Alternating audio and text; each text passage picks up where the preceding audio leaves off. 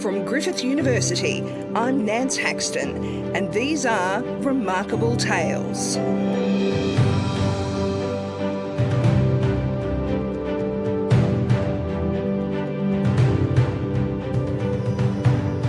For Griffith University aviation graduate and QANTASLink pilot Cameron Stuart, the freedom and logistics of flying are his constant companion and passion.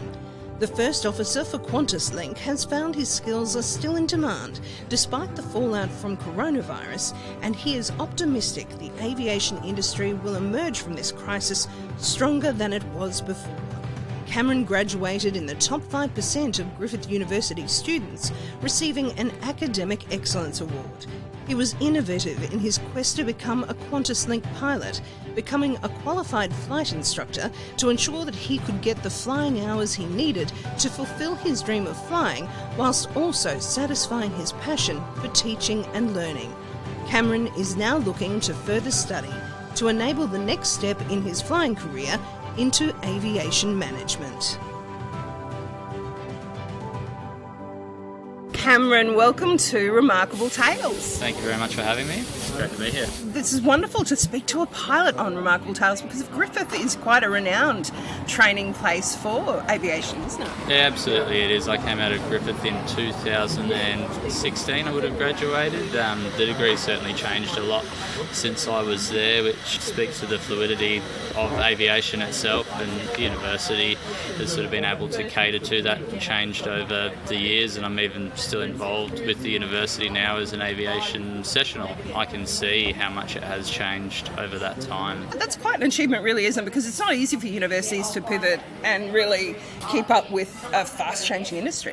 No, exactly right. And the aviation industry is so dynamic, from its legislature to the travelling demand of the public and everything in between, be it training requirements and improvements in aircraft efficiency, noise reduction and everything. And the university has just sort of followed suit and tailored the program to benefit the students in an ever-changing industry, so it's great. And particularly at the moment, I mean, here we are at a cafe up on Mount Lookout, where normally we'd be, we can see the airport in the distance, they'd be coming all around us, but it's not really the case right now, is it? Absolutely not. No, where we're situated at the moment, it's actually under the flight path more or less, and we'd expect to see aircraft passing every 60 to 90 seconds at least, with departures at the other end of the aerodrome, and I don't think we'll probably see one go past today, which is quite a sad and unusual sort of sight, which is just the nature of the times that we're in at the moment. At least this is our first post-coronavirus interview face-to-face, so thank you for that. I mean, hopefully that's a sign that it is changing a little bit, that we can meet at a cafe to do this. Yeah, exactly right. Slowly getting back to the new normal, whatever that may be in the future, and that goes the same for all industries. I'm sure the cafes have had to change what they do just as much as airlines and anybody else in between. And you were saying probably a little old Archerfield Airport would even be a bit busier now than the Brisbane Airport. Yeah, exactly right. Yeah, it's funny the way it all sort of works. It's where it all started for Brisbane aviation, more or less, and yeah, Archerfield will be putting in more arrivals and departures at the moment than the international airport, and it comes at a time when we're just about to open a new runway, interestingly enough, as well. So yeah, humble beginnings, I guess. It really does show how quickly the landscape has changed, isn't it? Because that new runway was going to be, and will be, quite a game changer, but just perhaps delayed. Yeah, that's right. They'll find uses for it, and moving forward the demand will be there. It's just how quickly it will return and in what sort of fashion it will return, but no doubt it'll get there. So tell us a bit about how you started your dream as a pilot. I think there's so many little kids who dream of being a pilot, but not that many perhaps get there in the end. So what was the story? For me, I never sort of had that light bulb moment where I looked up in the sky and decided I want to be a pilot. I'd always sort of turn my head up at aircraft as they fly over and look at them, but it probably all started working in a coffee shop as a 15-year-old boy. There was a regular that used to come in, and through the 6 degrees of separation, she knew a pilot that lived around the corner from me who had his own aircraft, and I became what he called an apprentice pilot, which involved sweeping hangar floors and making cups of tea and coffee and handing him a spanner when required, and I'd probably give him a hammer or a screwdriver when he asked for a spanner, but that was all a part of the learning process and a bit of character building in the interim. So that was sort of where it all started, and I got a real grassroots experience for what light aircraft are like, and sort of took a bit of a different avenue as far as that's concerned, really seeing it from the wheels up, more or less. And this was an aircraft that this gentleman had built, and very experienced. How fascinating. What a way to start off, really. It certainly was, and he turned into be a mentor of mine, and we still keep in touch. And he was a retired 747 pilot for Air New Zealand, so certainly a wealth of experience which he sort of passed on to me, which sparked the interest. And so then I looked into different avenues through tertiary qualifications versus private flying, and learning to fly through a school. And the landscape for that has changed a lot since I started almost 10 years ago now. And from there I went to Griffith University and did the aviation undergraduate degree, and here I am now after flight school and numerous jobs flying lighter aircraft, now into the regional sector on the Q400 where I'm a first officer. And would you recommend that kind of grassroots approach for other people who are considering being a pilot, to really get a view of how it works in a practical sense as well?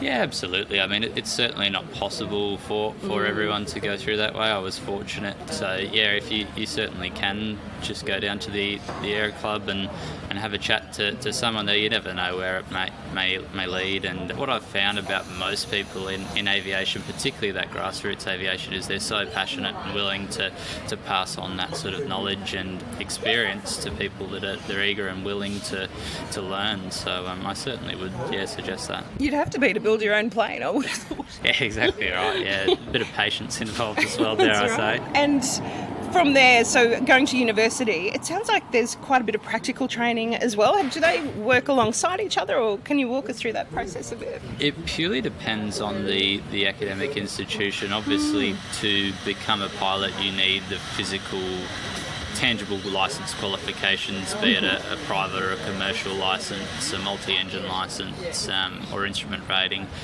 And so as a result of that, different universities build in different course profiles to best suit that.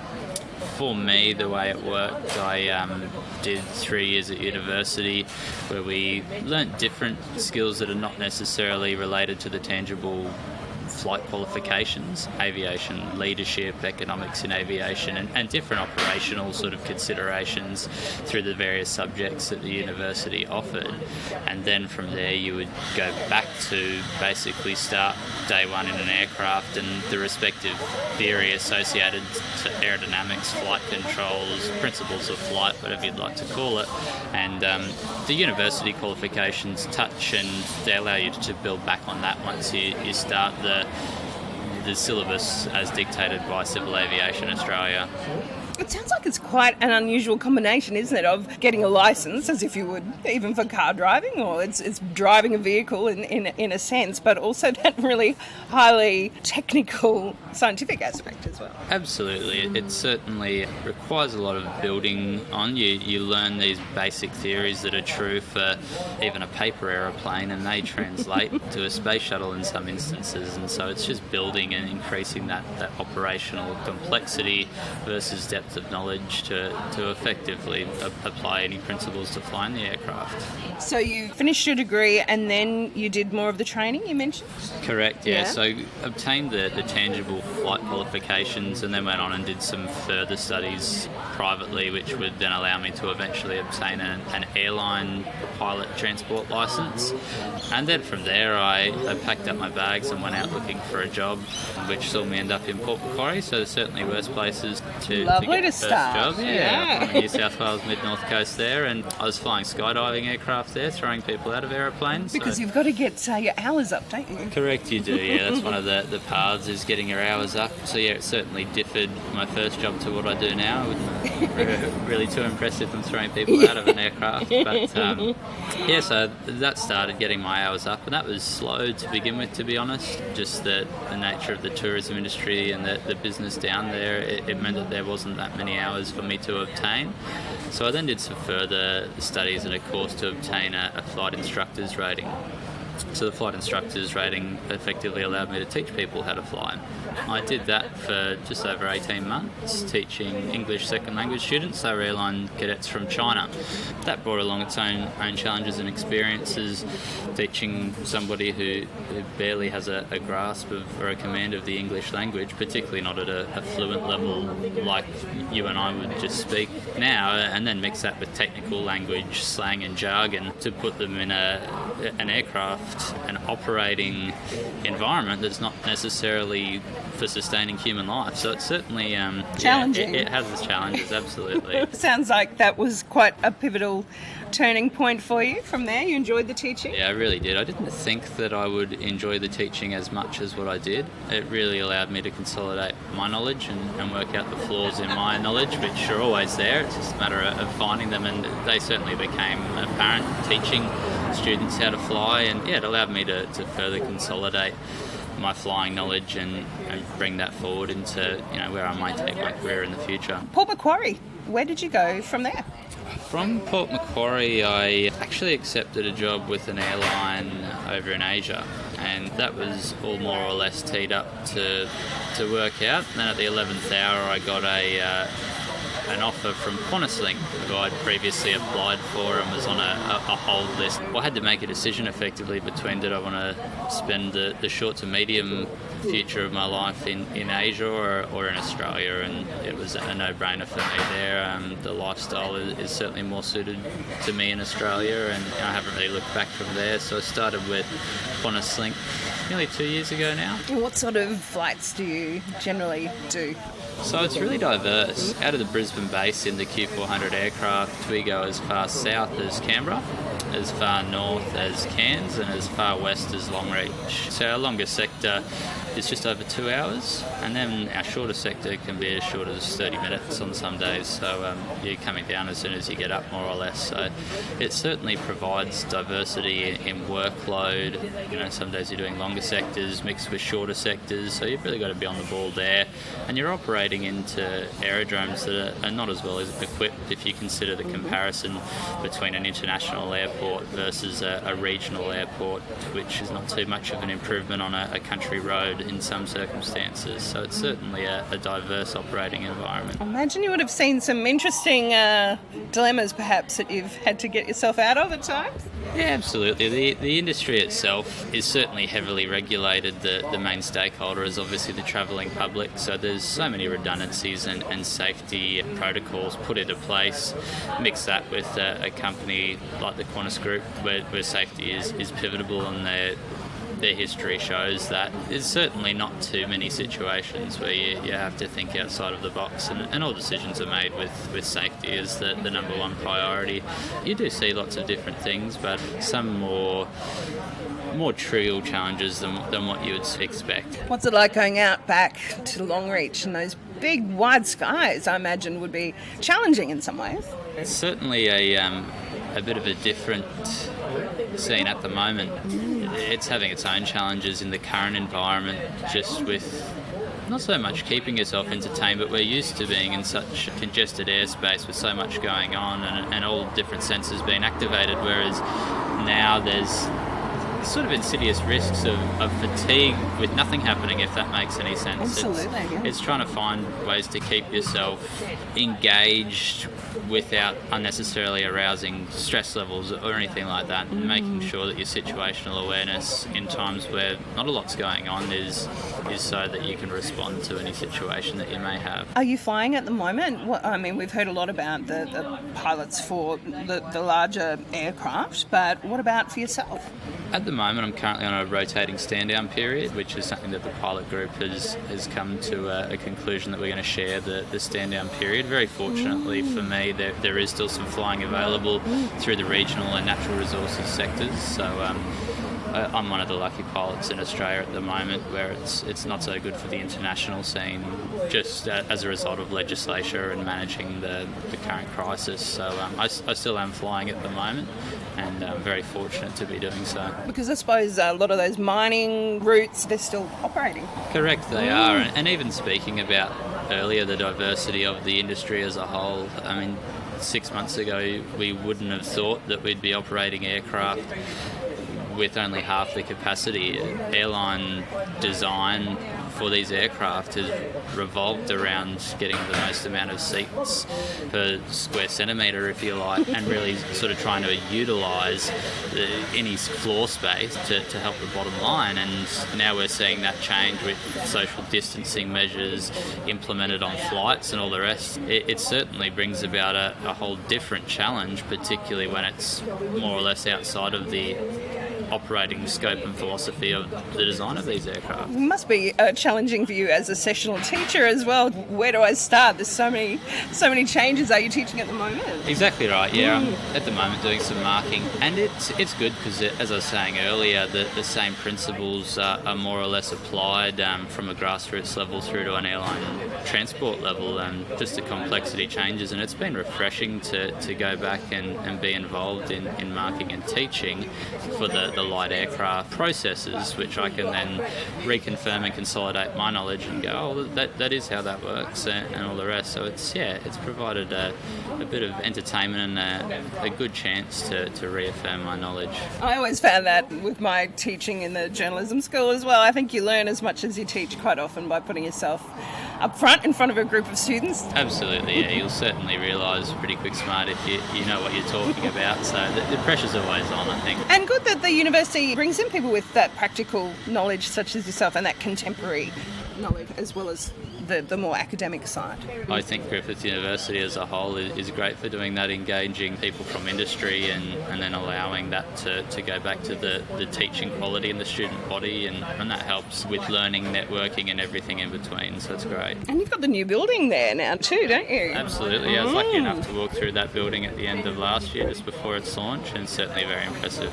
It's revitalised the school a bit. I think so, and with science industries, they're always evolving, and this is just going to allow further research and innovation in fields beyond just aviation, but science, engineering and architecture. And you're thinking of more study after all this and the fantastic record that you had from your study days. Something that I'm considering at the moment. I like the idea of always trying to further your education, and you never know what sort of opportunities it will bring further down the track, and meeting new people. I'm very passionate about people, and it would give me an opportunity to broaden my knowledge and meet new people and associate with people at hopefully at a higher level of academic thinking at least, and yeah, I can better myself from there. Looking at a bit of law study perhaps? Perhaps, yeah, we'll see how we go. I change my mind every day, as we often do, as to how I could best put my brain to work. This stage is something that interests me.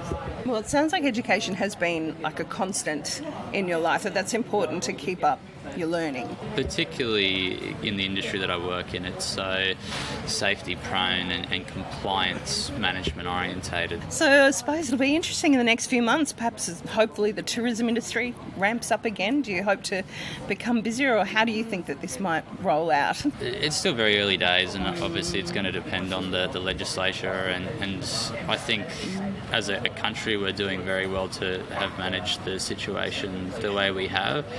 We don't want to be too early, but we don't want to also put restrictions on economic and social progress at the same time. So it's certainly a balancing act which people who are on a higher pay bracket than me are in charge of sorting out, but I would certainly be optimistic that the travelling demand, particularly on a domestic market, is surely going to increase in the coming months, certainly by the end of the year, even with the option of selected international travel with New Zealand and other parts. So. Yes, the economic bubble, we'll see how that comes together. Funny, as we were talking earlier, there's the first flight that we've heard, a departure out of Brisbane off the southern runway. So, yeah, and you know just from hearing it or from looking as well.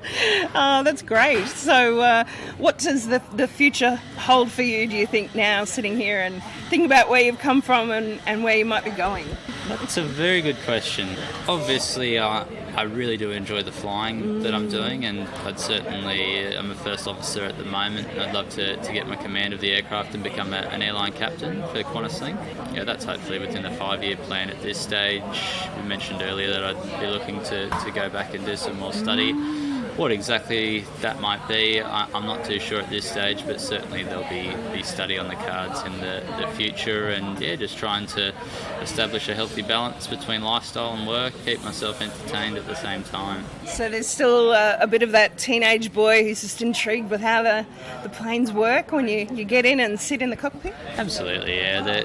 They're marvels of engineering, and it's amazing to be able to go to work and truly love and engage with awesome technology that defies logic in many cases. People are still amazed and you tell them that you're a pilot, oh wow, and everyone's always got sort of that aviation question that they're dying to ask, and in many cases it's a lot simpler and pretty disappointing, the answer. It's not magic, it's physics, but I don't ever go to work and I'm not entertained and don't enjoy what I'm doing. And each day would be different. It certainly is, as much as it's a repetitive beast in the form of standard operating procedures and checklists. You just have to look out the window to see that each day is sort of different. The weather or where you're going. Absolutely, Yeah. and I'm lucky enough to fly with different crew as well all the time, so that means different people interaction and hearing about their life stories and what makes them go and get up in the morning, and I really enjoy that side of it as well. So just to finish, what would be your favourite part, if we can put it that way, of being a pilot? What's the thing that gives you a real buzz? I do enjoy the compliance and everything being so heavily regulated. I really enjoy set operating parameters and doing things to what needs to be a great standard. Obviously training and company procedures allow that, but I really do enjoy how rigorous and thorough it is, and at the end it means an ultra safe product and efficient as well, and yes, I really enjoy that side of it. And it gives you the confidence that yes, what you're doing is safe. Oh, 100%, yeah, there's never a doubt in my mind that that's not the case. The industry is always looking to improve, so it provides challenges in that respect, that we're trying different measured things to achieve better safety outcomes, efficiency, performance outcomes, you name it. So there's a little blip in the road at the moment, or in the runway I should say, but the future is looking good for aviation, you think? Yeah, absolutely. It's going to change the landscape in the shorter term, but aviation's been around for nearly 120 years now, and it's a dynamic industry. It will bounce back to the changes as required. It'll be slow to begin with, there's no doubt there. This has sort of changed the landscape and is an unprecedented challenge. It's the biggest challenge the industry has ever faced, but people like to travel too much and there are too many stakeholders at risk for that not to happen. The world's only getting smaller and air travel allows that to happen, so yeah, it'll certainly bounce back. And as you said, it's not magic, it's physics. Thank you so much for joining us on Remarkable Tales. Thanks for having me, Nance. Cheers. That was Griffith University aviation graduate and QANTASLink pilot Stuart Cameron speaking to me for this episode of Remarkable Tales from the lookout at Mount Gravatt overlooking the Brisbane Airport. Remarkable Tales is a podcast production of Griffith University. It's produced by Nance Haxton. That's it for this episode of Remarkable Tales. I'm Nance Haxton. See you next time.